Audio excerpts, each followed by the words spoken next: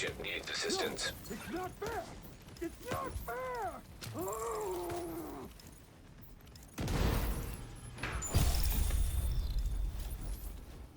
Hello agents, and welcome back to another Division video. Today we have got my guide for boss number 2 in the Iron Horse raid, and we have just entered the boss room here. It might look a little bit different when you come in. This section will be closed off because I've come in by myself essentially once the raid has been completed, just so I can give you a very quick tour at the start of this video. So you enter at section B, and this is where you will have one of your people, which I'll explain in a little bit. If you head round to the left, you have got section A. I am going to show you a map that I have mocked up, but just so you know, over in section A, you've got one of the Wi-Fi boxes up there, and as you can see, the yellow wire comes all the way down here and links to the red box there. You've then got another Wi-Fi terminal there, and that one links to this box here. We head back to section B.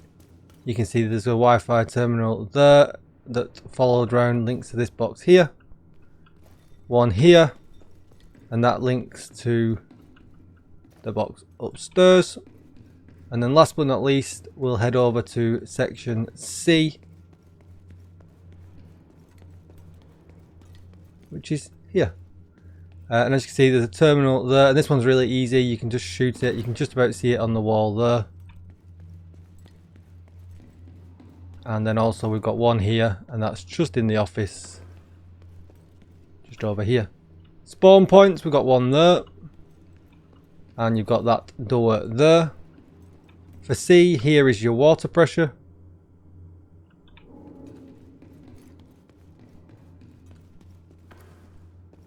For B, here is your water pressure as well. Spawn points for B is, this is the main door that spawns consistently. But there is also a door just behind here. This one spawns, but actually it's a little bit rare that that one actually spawns. And then spawn points for A, it's just this door down here. And if we just go around here, you will see we've got our water pressure for A as well. There's one, and there's the other.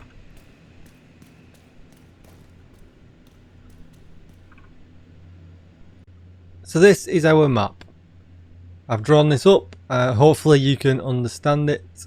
If there is anything you need to know about it, do let me know in the comments down below. So first of all, I'm going to talk about where we're going to position our DPS. We're going to position one DPS over here at A. We're going to position another DPS over here at B. And we're going to position another DPS over here at C. These three DPS, as well as being in charge of ads, they're also in charge of water pressure. Next, we're going to put a DPS at the top of the stairs on C, and another one at A. And this is what C looks like. So your ads are going to come from this door here every 45 seconds. You're going to get a chunga, a grenade chunga, and you're also going to get a purple regular ad. The purple regular's ad's mission is to hit this box here and destroy it. He'll try to hit it with his gun like this. And what you need to do is stop that from happening. Because if that happens on either this side or on the other side, you get lights out in the room and they lose power and they no longer can do any of the controls or look at any of the screens. So take the purple ad out as quick as possible. Putting a turret on the floor here or on here is really useful. That distracts them. You could use a Sweet Dreams. And once you get the purple ad dead, you can use the stairs or in the back of the control room for cover. If we head over to the other side, that's the spawn point there, and this is where you could put a turret perhaps, or right outside the door again, and there's the electric box that you want to protect. Again, you can use the back of the control room for cover or the stairs. Just be aware, and this is new for TU10.1, Once we'd poured the heated metal onto the train a little bit later in the fight, the purple lad and the chunga, even though they would still spawn, the purple lad would lose interest in hitting the control box. Now they don't. So these two people that are upstairs on A and C will stay here for the entire fight. So they used to come downstairs at the very end of the fight and help DPS the boss. They won't do that anymore because the control room always needs power. So the people upstairs at A and C will stay in these positions for the entire fight and just make sure the two ads that come out of these doors die very quickly. If your purple ad manages to destroy the electric box, what will happen is you need to go here, and the person on the other side as well needs to go to their electric box, and you need to turn the power back on at exactly the same time. Until you do that, the person in the control room here won't be able to use the doors to let people in. If they need to do rockets, they can't use this panel, and all of the screens go off as well. They have no information and they literally can do nothing. So just be aware that if the power does go off, if a purple does hit the electric box, a quick countdown and pull both electric boxes at the same time. So let's position our last three players. We've got one more DPS to place, and what we're going to do, we're going to place that person over here in between B and C. C is really tough for ads, so having an extra person on the floor because we're solo in the control room makes that really easy. And they can back up for pressure either on B and C when it comes to it if needed. We obviously have one person upstairs in the control room, that's going to be our healer, and I will link the description to the build for that. It's quite a specialised build that we use, but it also makes being in the control room really easy. We're also going to put our tank over on A side. He's going to use this airlock here, and he can also back up the person on A with ads on the second half of the fight when we no longer need him to get our codes. It's a fairly even spread. Just make sure the people on the stairs stay up there at all times, because if you lose access to the control room, that's going to cause you some problems. So now let's take a look at what the panels are going to look like for the DPS. When you get really close to one of the boxes, the screen opens up and it gives you a picture. I'll explain what these pictures are in a little bit when we go upstairs to the control room, but you have to go close to them for them to open up and for you to be able to see the picture. They all have the big, huge connecting yellow wires that come out the side of them, as you can see in here. If you follow that wire, you'll notice they go to a red electric box. Now, as you can see on the map here, the one on the bottom left is actually on the upstairs. And as you will notice from the video footage that I'll show now, my teammate shoots that box for me.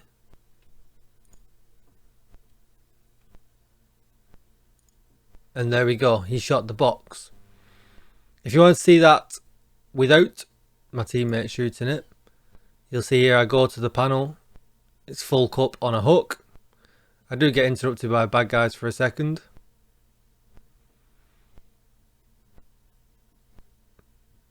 I follow the wire over and that's that one there. And there we go. Flicking back to the map. So as you can see, I've drawn the lines that indicate which screen links to which red box that will need to be shot. So A's got the most legwork to do in this if you only put one person over there, because obviously they've set the boxes and the panels quite far apart. C can communicate between themselves, so they can have a panel and a box each. They just need to shoot each other's. But that's basically how the Wi-Fi panels work. Next we're going to head up into the control panel room, and this is where I will be soloing the room by myself. Now we're up in the control room. We've actually got three things we need to go over. One of them is the door controls, which you can see here. You have to hold this down. They're like airlocks. So when the DPS person goes near the door, they have to go in an airlock and you have to hold it down. Otherwise they won't be able to get in. and the minute you let go of the airlock, the doors shut. So they're always locked if you're in the furnace side, which is right in front of us. When you let go of the handle, the doors are always shut when you're not holding onto them, and therefore the person will always be locked inside the furnace. You have to hold them to open the inside door. Next, we're going to talk about the computer screen. So when the person is inside the furnace, you'll see underneath, directly underneath the room, on the middle door above B, there is some error codes that flash up. These error codes look like this.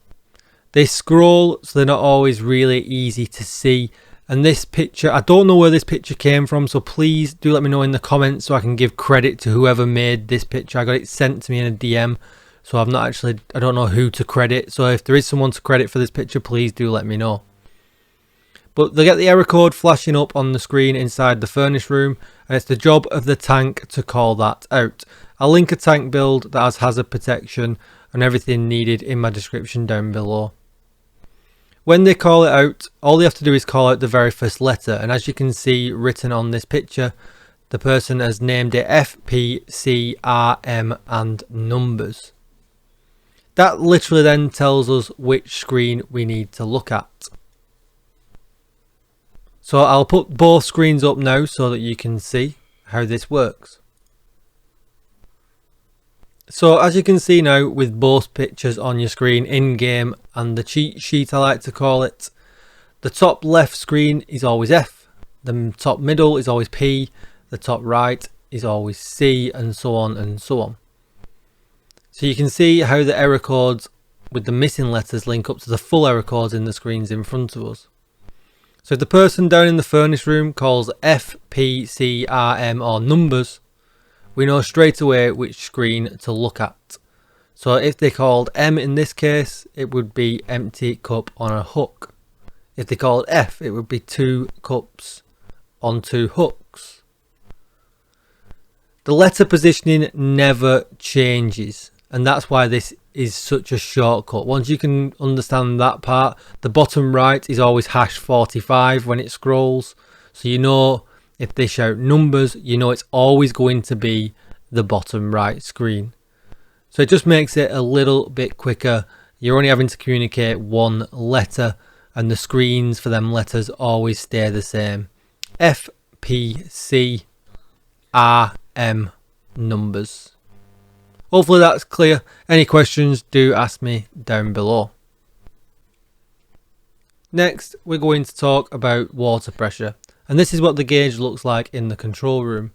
I know the picture's a little bit blurry, but just above the water gauge counter, you can see there is a little red and white poster. And it says perfect pressure is 80 to 85. So around the room, as I can show you on my mocked up map again,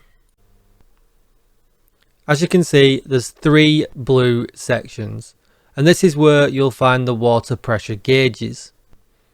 Each gauge has a mixture of pressure on, and that's going to be either 15 or 25. What it is best to do at the start of the fight is get your pressure numbers together and decide who is going to pull what pressure gauge at what time, because we need to get it to 80 to 85. What you've got to be aware of, the minute 1 is pressed, the whole system will start to lose pressure on quite a quick countdown.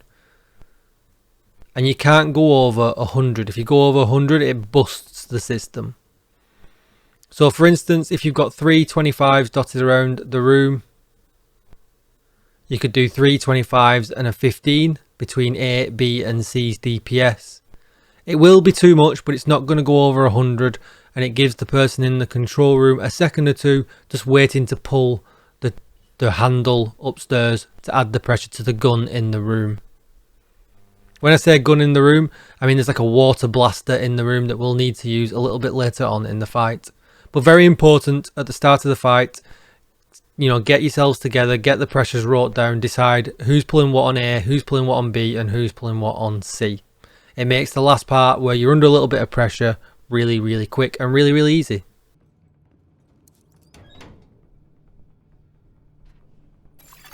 Okay, so this is the start of the fight. And as you can see, I have let my tank in the room who was on A. There's a couple more bits that I need to talk to you about. There's rockets that I've not mentioned yet, and I'll discuss them now. So as you can see, I'm looking at the screen and waiting for the code or the letter to be read up to me. Then the DPS around the room will have shot that correct picture, and that starts the fight. Now at this point, the A and C and B will start getting ads. You get a little notification sound if you listen. It goes additional hostiles incoming or something like that. Multiple hostiles inbound. There we go, multiple hostiles inbound. And therefore you know your ads are coming from your doors, so you can check your doors. From A and C, you'll get ads that come out with rocket launchers. When you kill them, they'll drop the rocket launcher. And you can use that at that point to put in the airlock at A and at C. Because there is a mechanic that is a wipe mechanic, and we'll need to combat that a little bit later on in the fight. So now we're just essentially waiting for codes. And there you go, there is the next code that has been done. And as you saw in the middle, the crucible is now filled 25%. You can see there on either side, my DPS are dealing with the chungas and the purples.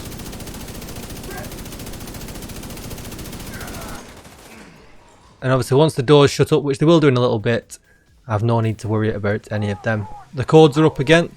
So here is the inside room wipe mechanic. So I let the person out. He charges up and he does a huge blast. You can combat that blast if you've got enough DPS by hitting him in the backpack. But with me just having my tank in there, I always just let them out. Because essentially I want the window to be broken, because it just makes the fight easier at that point. As you can see, he's throwing grenades up at the window, and soon that will smash. And I'll be left in here by myself.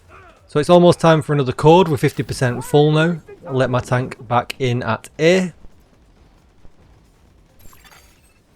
You can see if you looked down into the furnace room, my tank brought the rocket in with him ready. And then I'm going to have my DPS from C head into his, open it up, and he'll shoot the rocket. The tank already shot his because he took it in with him. And then there goes the other rocket. So just make sure you get it in the middle of the train and everything will be fine. Now, when the hostiles come out again, because we've used the 2 rockets, we'll get 2 more. So very important that your DPS on either side, get them in A and C, ready for if the alarm goes off again. So we've got another code to do. So we're just waiting for that. I'm still not in lockdown in the room right now. Because my tank is still in there. He's on a really good build, and I'll put a build for that in the description. It just makes my job a little bit easier, I guess, but then once the window's broke, the job for everybody else becomes easier as well. So we're just waiting for this last code to come up, and once that last code comes up, here it is. There's one more aspect to the fight I need to talk to you about. So I'll let the tank out so we can cool down. We'll wait for the code.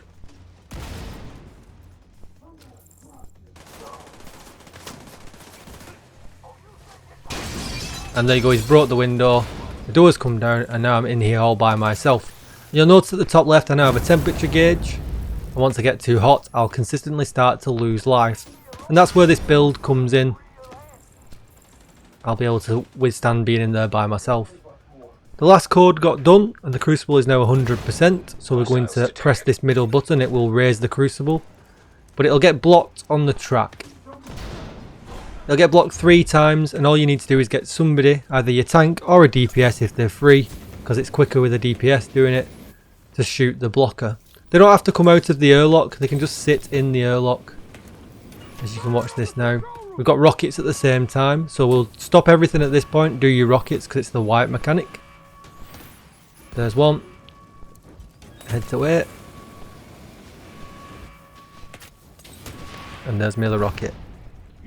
Just be careful when you solo in the control room. If you come too far away from your drone, as you can see now, I'm losing life because my drone's separated away from me. So you just bob your hive down, get all your life back. And obviously you can overcharge if your DPS need the hives bringing back up and things like that. make your heals stronger if you feel like you're struggling. If your build's not quite up to scratch, you can use overcharge consistently as well. So as you can see now, my DPS shot the blocker on the track. You just need to go and press the button and repeat this until all the blockers are gone.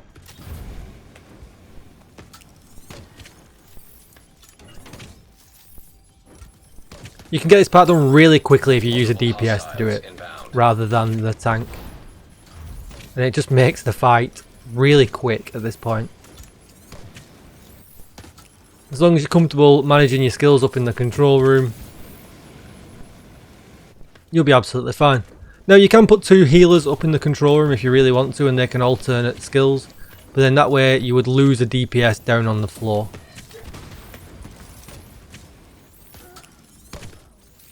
So as you can see, we've already poured, and now we need to get ready for the water pressure section. So you let the tank in first, because you don't get water pressure for very long. Tell your teammates to hit the water pressure. As you can see, it was building up then. But I had to let my tank out because the boss was going to do his in the room wipe mechanic. I'll let him out. And then he's going to head straight back in. But we got the sirens. So everything all unlucky at once there. But the rocket was already ready in A and C. So my tank's done his rocket. My DPS will do his rocket. And now we can finally get back on to the water pressure. As you can see, I'm just managing my skills, making sure I've got a lot of stacks on the hive for as long as possible. Refreshing hives. And you can see how quickly with this build that the stacks come back up, so it's really not a worry. In goes the tank. Ask for the water pressure, it's already building. And there you go, as you saw we got to 85, and we're going to turn the handle. If you listen very closely, you can hear the tank shooting the water at the lava. Or the molten. And as you can see, there you go. It's all dried. At this point, you don't need to worry about the siren. If it goes off, you can't fire it. The siren will just go off and do nothing. And then you get all your DPS to go to B. But make sure now in TU10.1, you don't send your Stirs DPS down to B. Just all your floor DPS go to B to be ready to DPS the boss. And as you can see, I'm opening the airlock. They stay in the airlock so they keep cool, and they can just DPS the boss without any worries of any damage. With 10.1, the guys will still come out during this section and try and hit the electric box for the control room. And if they did that, obviously I couldn't hold the door open and everyone would have to go into the room. So best just to keep them people up on A and B. A and C, sorry. On the staircases. And that's it, that's the fight done. Nice and easy. I hope that explained all the mechanics, and I hope that makes it easier for you. If it doesn't, do let me know. If you do it an easier way, do let me know. If you've got someone like what I do there that can do the control room by themselves, adding that extra DPS to the floor just makes the fight really, really easy. Come and check me out over on Twitch, where we're doing this, helping the community out almost every day. Twitch.tv/DJTICKLE. Please consider subscribing to the channel and hitting that bell notification for future videos. Don't forget to check out the links in the description for the builds. And I'll see you in the next one. Thanks for watching, everybody. Goodbye.